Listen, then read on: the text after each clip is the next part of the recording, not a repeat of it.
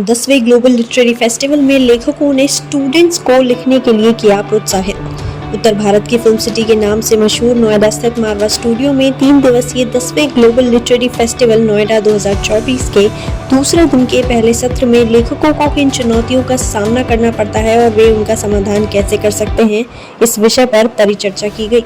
भारतीय संस्कृति के अनुसार द्वीप प्रज्वलन और गणेश वंदना के साथ कार्यक्रम की शुरुआत की गई।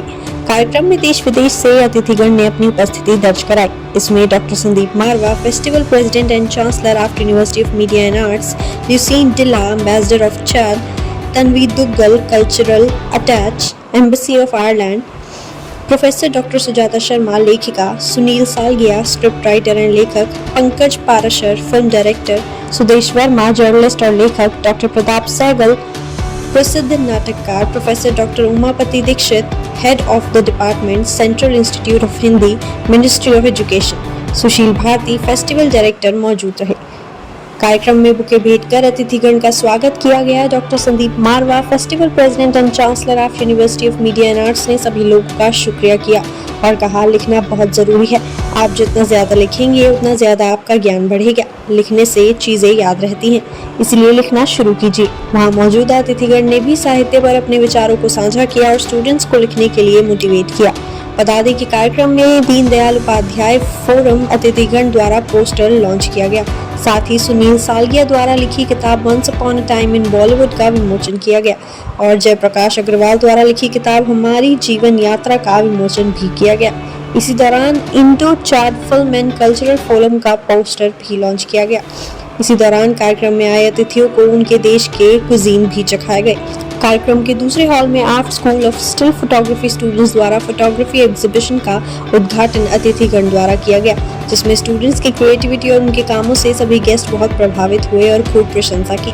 कार्यक्रम में उपस्थित अतिथिगण को डॉक्टर संदीप मारवा द्वारा फेस्टिवल मोमेंटो देकर सम्मानित किया गया। साथ ही कार्यक्रम के समापन में सुशील भारती, फेस्टिवल डायरेक्टर द्वारा सभी अतिथिगण और स्टूडेंट्स का धन्यवाद ज्ञापन किया गया। मुझे बड़ी खुशी है कि आज हम लोग 10वें ग्लोबल लिटरेरी फेस्टिवल के दूसरे दिन यहाँ पर मौजूद हैं और पूरे देश भर और दुनिया भर से यहाँ पर लोग उपस्थित हैं।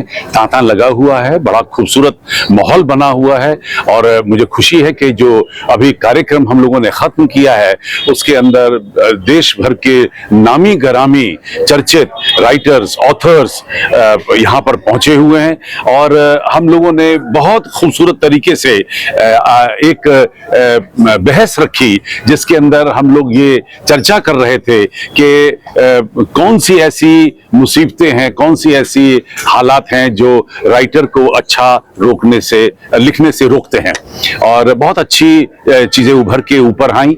मुझे खुशी इस बात की है कि आज सभी राइटर्स ने अपने दिल से यहाँ पर वार्तालाप में भाग लिया और मुझे उम्मीद है कि ये सारी चीजें जो सभी लोगों ने सुनी उससे एक जो ज्ञान का पहाड़ यहाँ पर आज तैयार हुआ है वो इस पूरे ज्ञान को देश भर और दुनिया भर में बड़े खूबसूरत ढंग से बांटेगा।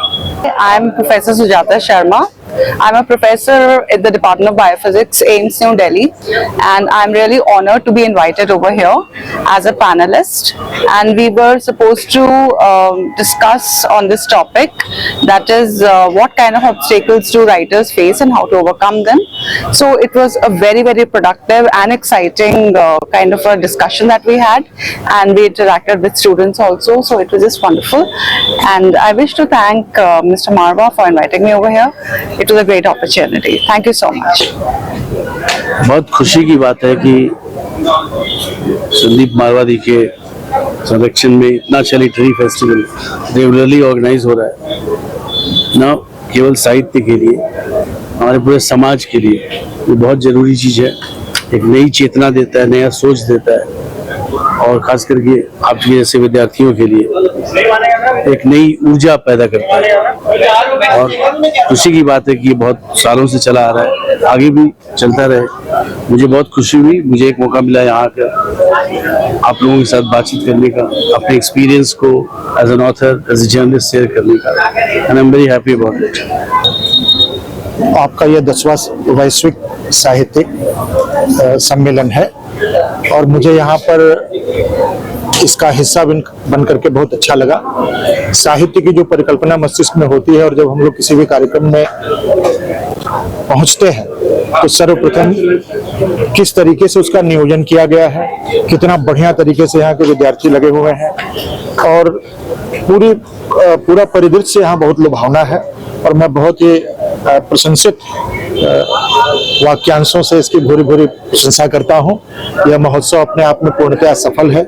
जिन लोगों को भी इसमें सहभागी बनाया गया वो अपने अपने क्षेत्र के साहित्य की विधा में लेखक के रूप में प्रतिष्ठित लोगों का आगमन हुआ है और जैसा कि हम सभी लोग जानते हैं कि मुंडे मुंडे मतिर भिन्ना, सभी के मस्तिष्क में अलग अलग विचारधाराएं होती हैं। तो निश्चित रूप से जितने भी विद्वान आए हैं, विदुषी आए हैं, आलोचक आए हैं, मनीषी आए हैं, चिंतक आए हैं, विचारक आए हैं, उन सब के पास कुछ न कुछ अपने पास आपको नई पीढ़ी को देने के लिए है और वो अपना भरपूर यहाँ पर दे रहे हैं। तो मुझे ये लगता है कि यह महोत्सव पूरी तरीके से सफल है और विद्यार्थियों के लिए उपयोगी है, न केवल विद्यार्थियों के लिए बल्कि शोधार्थियों के लिए और स्वयं जो अगर अपने आप को प्रशिक्षु माने तो उनके लिए भी सीखने के लिए बहुत कुछ है। 2 दिन में यहाँ रहा, कल भी एक सेशन था, आज मेरी बुक का लॉन्च हुआ once upon a time in Bollywood का, और उसके साथ में जो we had a panel discussion on this subject today. बहुत सुंदर सब्जेक्ट था और राइटर्स के लिए क्या डिफिकल्टीज होती है उस पर बातचीत की और जो मंच था बहुत ही विद्वान लोग थे आज और उन्होंने जो बातें की वो मतलब इवन हम लोगों के लिए भी सीखने लायक है, स्टूडेंट्स के लिए तो डेफिनेटली रहेंगी। एंड